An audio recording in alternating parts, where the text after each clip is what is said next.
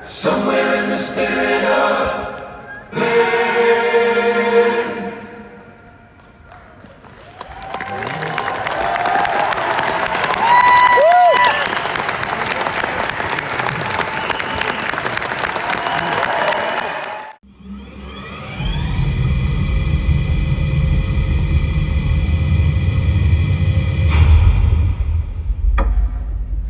Listen.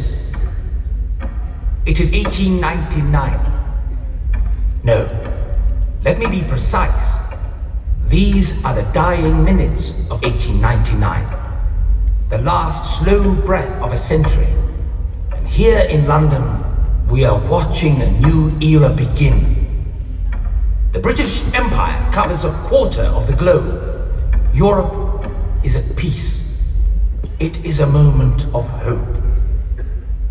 Tick-tock. Our 20th century. Can you hear it drawing near?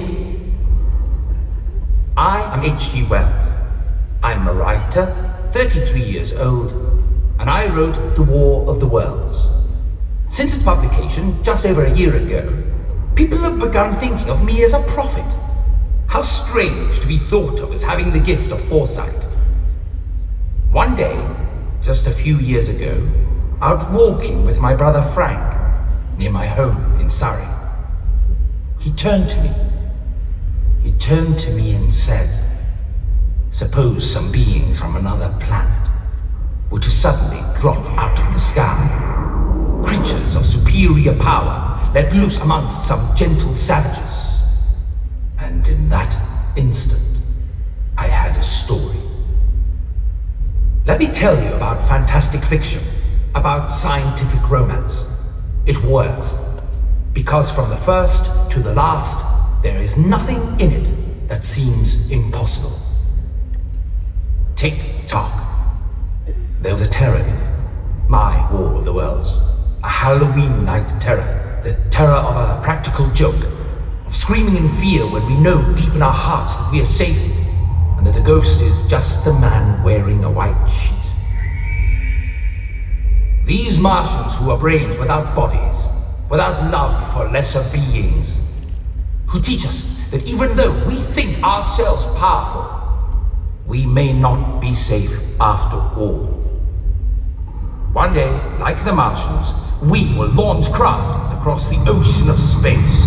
One day too, from space will come the answering call of life. Let us hope it is a voice reaching out in kindness. Tick-tock. The 20th century, it is here.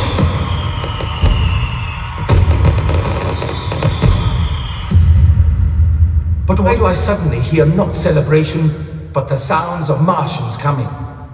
The sounds of capsules sent across a galaxy. The sound of heat rays warming. Listen. Can you hear them drawing near? No one would have believed in the last years of the 19th century that human affairs were being watched by intelligences which inhabited the timeless worlds of space.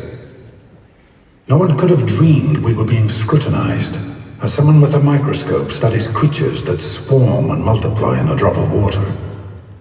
Few men even considered the possibility of life on other planets. And yet, across the gulf of space, minds immeasurably superior to ours regarded this Earth with envious eyes.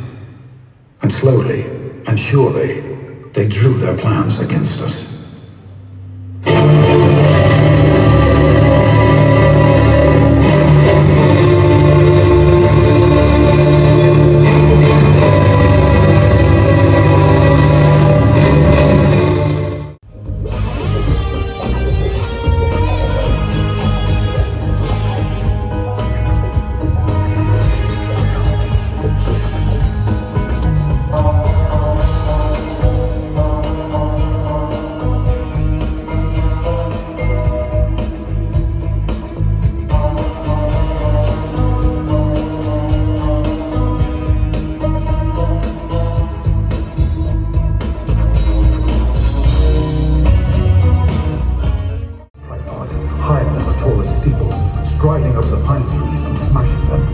walking engines of glittering metal. Each carried a huge funnel, and I realized with horror that I'd seen this awful thing before.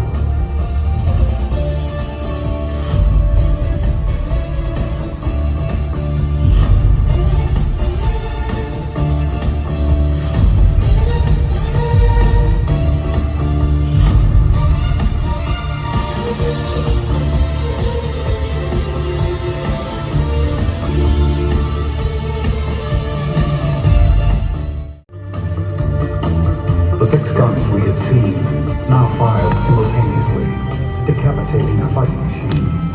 The Martian inside the hood was slain, splashed to the 4 winds, and the body, nothing now but an intricate device of metal, went whirling to destruction.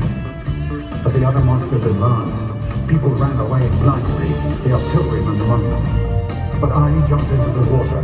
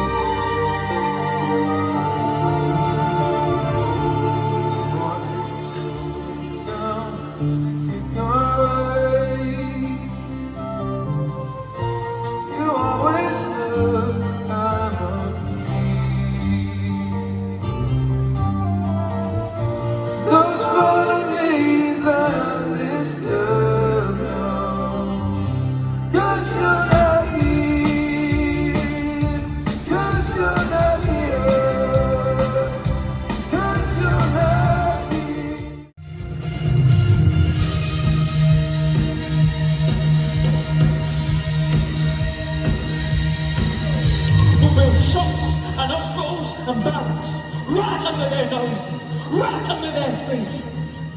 Everything we need, banks, prisons and schools, will send scouting parties to collect books and stuff. And men like you will teach the kids, not poems and rubbish, science, so we can get everything working. We'll build villages and towns and we'll play each other cricket. Listen, maybe one day we'll capture a fighting machine, eh? Learn how to make them ourselves, and then voila! Our turn to milk some wipe it out. Wash with our heat ray. Wash! And then running the time. Being in the right game. Man on top again!